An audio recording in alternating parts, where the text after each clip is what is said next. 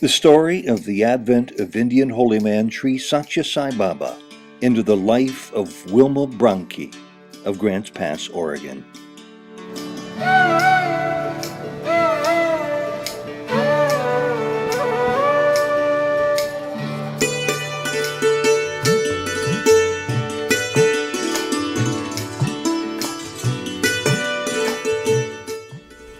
We will have a world that is beyond belief, and we will have the world that our beloved Baba says that we are destined to have. I go mainly because I love to go see Baba, and secondly because Baba told me to bring the tours. If you were a little scared when you woke up with vibhuti on your mustache one day, what on earth did you think when you found a house half full of vibhuti? Baba was just blessing us, and let it go at that. I mean, what can you do? But to go to Baba and answer the question, what do you want? He wants you to pay attention and say, I want to be the best I can be. First of all, I had never heard of Baba until the time that he sent these messages to me. And I would go upstairs for something, or to see if, a child or something, and the smell of vibhuti would get so strong it would be like walking into a wall. Oh. Just, I've had it hit me so strong. Oh, we didn't know what it was. Sure. We had no idea what it was. You just work together, and if you do what he says, that's what he's telling us now. His instructions are do service and love God. For me, I find the greatest blessings are to have, the elderly around us, mothers, uncles, aunts. Sir, General Grant. You're not supposed to say something. May I say that he made one big mistake in talking to you. He called us elderly. Yeah, I know, I met that. What a big mistake that was. Well, I'm glad to be among all these young people. All right, at ease, everybody. Okay.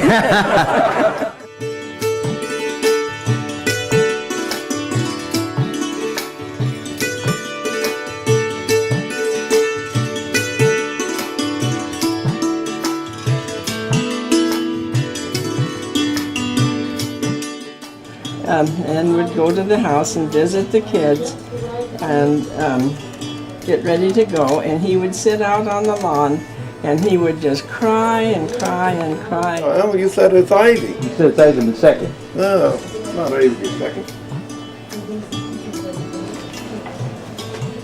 Are you in a trance? I must be. Welcome to SOULJOURNS and to Enchanted Acres, the Grants Pass, Oregon home where Wilma and Ivan Bronkey have been hosting their annual 4th of July Sai Family Reunions for years. This Sai couple has been married for 64 years, and Wilma has led more than 50 group visits to India to see Sri Satya Sai Baba. Wilma is a longtime devotee of Sai Baba, and with Ivan's help, she opened her home here in Southern Oregon to people with disabilities. She worked with handicapped children for 30 years at Enchanted Acres, meeting the daily needs of more than 280 foster children. After coming to know Sai Baba, Wilma was called to lead special needs tour groups, as well as groups of Sai devotees to see Baba in India, and to begin holding her yearly Baba devotee family reunions here in the Rambling Hills outside of Grants Pass. Speakers would come to Grants Pass from all over the world, sharing stories about how the presence of Sai Baba in their lives would totally transform their lives. Volunteers pitch in here to pull off such elaborate 3 and sometimes 4-day reunions. There's food to prepare, campsites to ready, and other chores that require hands-on attention from dozens of willing helpers. This SOULJOURNS video consists of excerpts from 3 of Wilma's talks since the year 2001.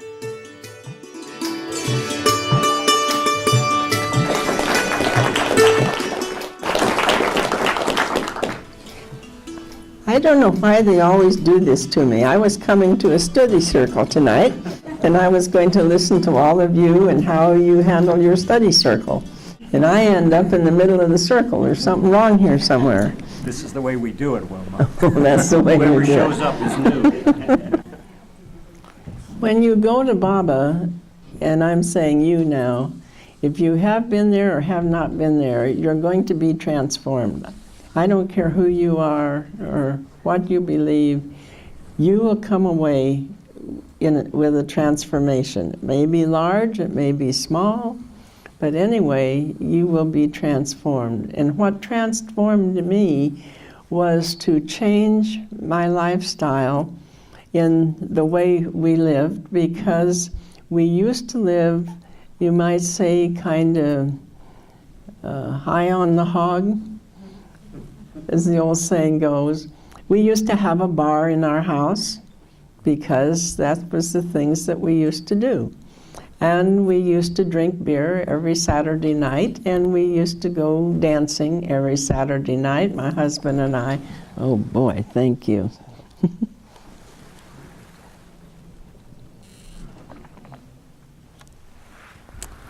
Mainly, some of the changes that I noticed was that I no longer had a desire to drink beer, and we never got drunk with it. We just drank it. It was a beverage to us. I took all of the liquor bottles out of our bar. I changed our bar into an office. That's true.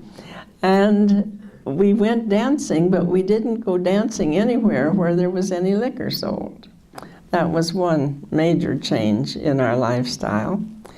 And I found myself really paying more attention to the spiritual side of life.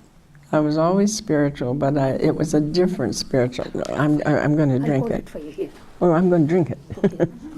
Thank you. Thank you. She's going to take it away from me.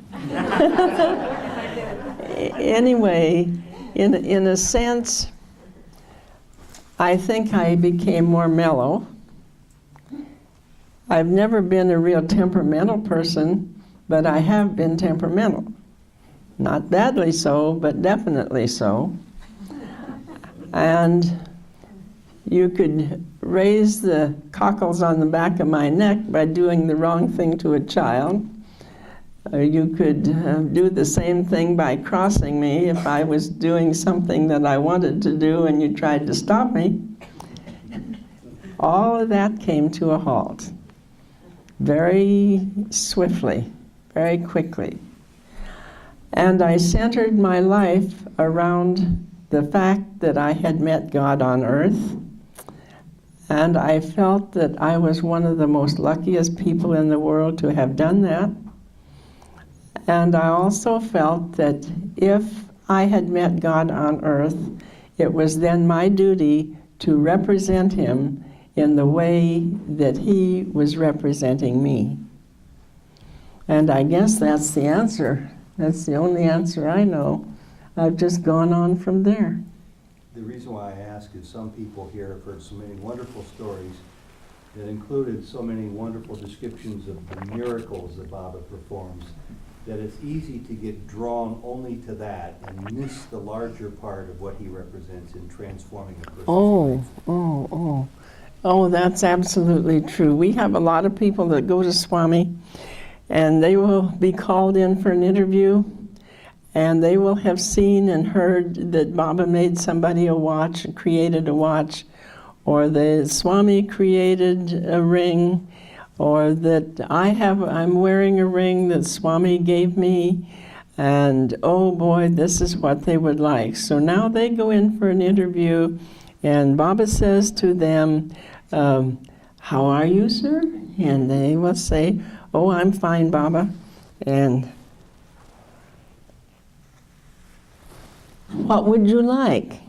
And the first thing they say, I want a ring, Swami. I want a ring.